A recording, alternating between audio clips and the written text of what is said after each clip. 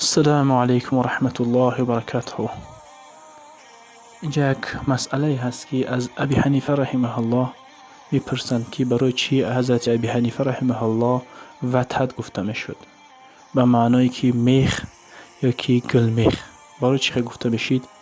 در اینجا چندین انسان هایی که تاریخ را نوشتگی هستند، یکی سیمری، یکی ذهبی، شمس الدین ذهبی، آنها در این باره سخن کردند. ابو عاصم النبیل میگوید که ابو حنیفه رحمه الله را وتد میگفتند. برای چی؟ لکثرت صلاته، بسیار نماز میخواند، یعنی که مانند یک میخوره در یک جمع ایستاده بسیار بد نماز میخواند. و حضرت ابو یوسف میگوید که حضرت ابو حنیفه رحمه الله ختم میکرد قرآن را هر شب در یک رکعتش، یعنی یک رکعت ختم قرآن میکرد. والله این سخن را وقتی که انسان میشنود تعجب میکنه، چخیل ختم قرآن در یک رکعت نه بلکه در یک شب چخیل میکنه. گفته در دهشت میزنه بعض انسان ها. همین خیلی انسان ها را مخمون دیدیم میگفتن که در یک شب ختم قرآن میکند و حتی اونها را ما دیدیم قدشون شیشتیم. و حتی یک از همونها گفت که اگر من فرصت باشه، گفت در یک شیشتگیم گفت همه 8 ساعت در گفت ختم قرآن میکنم، از اول قرآن تا آخر قرآن، حافظ قرآن بدن. این حضرت ابی حنیفه رحمه الله یا که ابو یوسف یا که امام شافعی که اینها بحر علم بدن، اینها قرآن را بگیم چه خیلی که میپرسیدن از یاد میدونستن. در دیگر حضرت ابو یوسف روایت اومده که بدون میگه که میرفتیم با همراه حضرت ابی حنیفه رحمه الله، اذ سمعت رجلا، میگه شیندم یک مرد را که میگوید برای دیگرش که هذا ابی حنیفه، این ابی حنیفه رحمه الله است. لا ینام اللیل، این خواب نمیره در شب. گفت هم خیلیش بهش هم خیلی گفت شب خواب نمیرود، این نماز عبادت دارد. گفتم خیلی تعریف که سبدن که ابو حنیفه رحمه الله شینه دیگه. پس حضرت ابو حنیفه رحمه الله چی گفت؟ فقال ابو حنیفه والله لا يتحدث عني ما لا افعل. گفت که والله اینها سخن میگن از آن چیزهایی که من همو کارا نمیکنم. یعنی که اینها خیلی گپی که میگه من شب خواب نمیرم و دیگر بگیم که من شب خواب ها نیستم فقط در عبادت هستم، آخه این کار نیست از آخه کاری من. اینها از حد گذرم در تعریفی من. حضرت ابو یوسف میگه فکان یحیی اللیل صلاة و دعاء و تضرعا. پس میگه بعد همین شب دیگر نماز میخوند و دعا میکرد و تضرع به سوی خداوند میکرد که همون برادری که میگه گفت دروغ نشود در حق همینو و اون گپی دروغ نشود و این اون چیزی که نیست تعریف به همو کرده نشود. گفته بعد همو ابو حنیفه رحمه الله چی همون گپی هم مرده که گفته که کرد دیگر. در اینجا بسیار روایت ها آمده هستند که حضرت ابی حنیفه رحمه الله جگه خوب حتی نداشت مگر که در تابستان با مبین پیشین عصر خوب میرفت و در زمستان در اول شب خوب میرفت و میخیست و چی دیگر از پس عبادت بود. در روایت دیگر میگه که از ابی جوایریه میگه صحبت ابی حنیفه رحمه الله 6 اشهر، 6 ماه میگه قطع ابی حنیفه رحمه الله گشت. میگه فما رأيته ليلة واحدة وضع جنبه، ندیدمش که یک شب که یک پرش در زمین ماندگی باشد و خوب کردگی باشد، یعنی که شبی دراز بیدار و در بگیم قرائت قرآن بدک. وقتی که ابی حنیفه رحمه الله نماز میخواند بسیار گریه میکرد. وقتی که همسایه هاشون حتی میشنیدن میگه به حال ابی حنیفه رحمه الله رحم میکردن که اینقدر این طاعت میکند و خسته میشد گریه میکند. مثلا خیلی خیلی به گریه اونها میگه همسایه هاشون حتی رحمش میامد. ابراهیم ابن رستم مرزوی میگه که مروزی، یعنی که محمد ابراهیم ابن رستم مروزی بگیم که والله این فارس هستند. شین میگه خارجه ابن مصعب را میگه که میگوید که ختم القرآن فی رکعت اربعه من الائمه. میگه شیندم ابن مصعب را، یعنی که ابراهیم رستم مرزوی میگه شیندم که خارجه ابن مصعب را که ختم کردن قرآن را در یک رکعت از ائمه ها، از پیشواهای مردم. کیا هستند اونها؟ عثمان ابن عفان. حضرت عثمان ابن عفان هم همین خصلت داشتند که در یک رکعت ختم قرآن کردگی باشند. و تمیم الداری، یکی از همه ائمه چی تمیم الداری هست. و سعید ابن جبیر و سعید ابن چی؟ جبیر هست از صحابه و ابی حنیفه رضی الله عنهم و یکی از آنها ابی حنیفه رحمه الله که در یک رکعت ختم قرآن کرده باشند. برادران این ائمه بدن، اینها پیشوا بدن، اینها خیلی خیلی از گناه دور بدن، اینها خیلی خیلی به الله نزدیک بدن، نه که اینقدر تهجد، اینقدر توبه، اینقدر گریه به سوی الله. تصور کنه که ما در کدام درجه هستیم.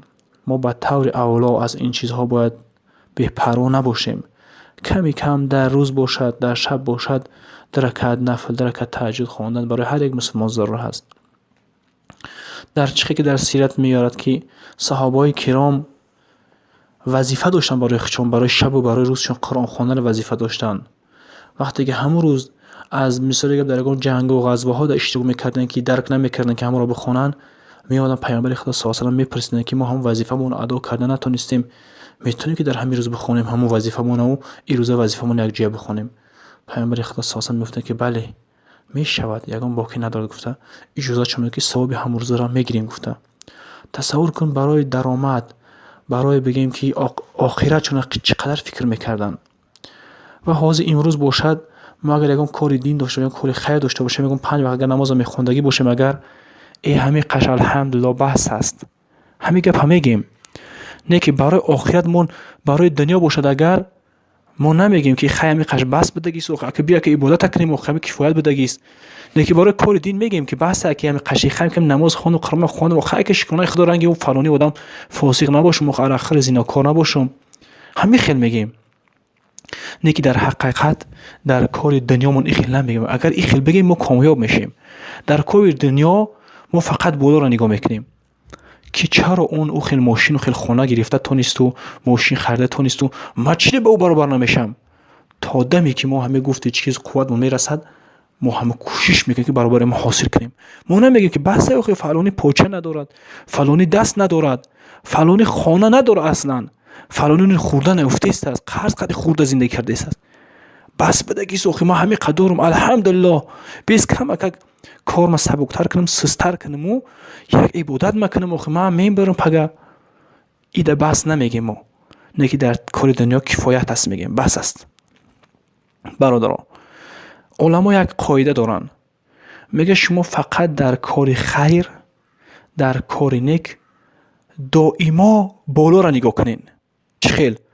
چرا اون خیر کرده میتوند، چرا اون نماز خونده میتوند، چرا اون قرآن خونده میتوند، چرا اون عالم هست، چرا اون میدوند مسئله دینی را من ندونم، من میتونم برابر میشم، کوشش میکنم. فقط بالا را نظر کردن در کار دین، نه که در کار دنیا دائم پایان نظر کردن در کار است. که انسان ها هستند که در راه ها خواب هستند، انسان ها هستند که از قرض دیرشان زده مرده است، انسان ها هستند که نون خوردن به یزوری افته است، به قرض خورده است. تو پایان نظر کن و بگو الحمدلله که ما در اون حالت نیستیم. الحمدلله اگر پولدارم نباشم قرضدارم نیستم. والله یک برادر را دیدیم، این قصه در همین حیاتی بگیم که ما که حیاتی ندیدیم، حوزی در همین حیاتی کوتاه ما دیدیم که یک برادر یکی از بایهایی که ما قطعی اون شیشتیم، الله شاهد است که گیره میکرد. بعضی وقت میگفت که وقتی که من پولدار بودم ماشینی پیش سوار میشدم، در بر من دائم $100,000 ایسوس و تاب میخورد و میگشت از بیغرضی که از غیر اونی که من استفاده میکنم در تجارت چیزهام. نه که به درجه ای که امروز من قرضدار شدگی هستم که با $500,000-600,000 رسیدگی است، نمیدونم چی کنم. الله شاهد است همون انسان شب خوابش نمیبرد، میگفت که من بایگری نمیخوام. میگفت یا الله من تنها از این قرضم خلاص شدم، بس است. من تمام بایگری، دارندگی و این تفخر و این تکبر و این بلند مرتبگی من در کار نیست. من تنها همین قایکی من قرضدار نباشم بس است. همین خیلی دعا میکرد. شب از جاش پریده میخیست و قلب که دلش میزد. برادرها مصیبت دنیا این در بعض انسان های هستند که در بعض انسان ها خداوند اون چیز دوچار کردگی نیست است. برای چی؟ برای عبرت یکدیگر که ما اونها را دیده عبرت بگیریم و هشیار شیم، آگاه شیم که الله پاک در قرآن میگوید که و ما خلقت الجن والانس الا لیعبدون. ما خلق نکردیم انسان ها و جن ها را مگر برای عبادت. انسان مقصدی به دنیا آمدنش اگر بدونه برای چه آمدگی هست، هر آینه آگاه می شود. بله ما امروز مقصدی به دنیا آمدنمون الکی فراموش کردیم برای چی ما به دنیا آمده استیم. یک کس پرسی الله تو برای چی خلق کردگی است، شاید جواب گفته نتواند. نه که الله در قرآن میگه که ما خلق نکردیم انسان ها و جن ها را مگر برای عبادت. ای برادر عزیز، ای خواهر عزیز، به دنیا به خاطر خلق شدی برای عبادت الله، نه که برای جمع کردن دنیا، برای مشغول پریشانی دنیا، به خاطر دنیا مرتکب کبیره و مرتکب صغیره شدن آمدگی نیستید. به خاطر عبادت و رازگی الله پاک در قرآن میگه که ما شما را خواستن برای عبادت خلق کردیم. السلام علیکم و رحمت الله و برکاته. السلام علیکم و رحمت الله و برکاته. برادران عزیز، آیا شما می‌خواهید که راه اسلام با طریق آسان بیاید؟ پس شما آبونه شوید در کانال آسانی تیوی. در این کانال آسانی تیوی حدیث ها خوانده می شود و سرود های اسلامی خوانده می شود و قصه های عجیب برای شما پیشنهاد خواهم کرد. ما برادران عزیز در این کانال آسانی تیوی در خدمت شما هستیم و شما را برادران عزیز پتفیسه کنید و به دوستانتان بفرستید تا اینکه آنها را آگاه باشند. ما در کانال آسانی تیوی با شما هستیم و شما را با ما بمانید.